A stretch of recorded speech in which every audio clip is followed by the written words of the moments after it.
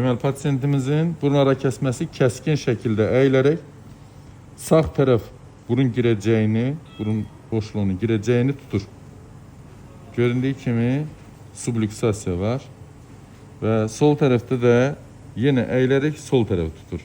Ön tərəfdən sağ burun girəcəyini, sol tərəfdən isə bir qədər arxada orta burun, daxili burun klapanı darlığı verərək 2 sm içəridə də darlıq yaradır. Və aşağı burun balıqlaqları da hipertrofikdir.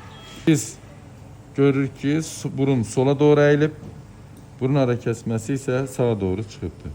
Ona görə də bunu orta xəttə gətirib mümkün qədər düzləşməni təmin eləyəcək və burun tənəffüsünü bərpa edəcək inşallah. Həm də qoruyacaq ki, burunuzu düşməsin.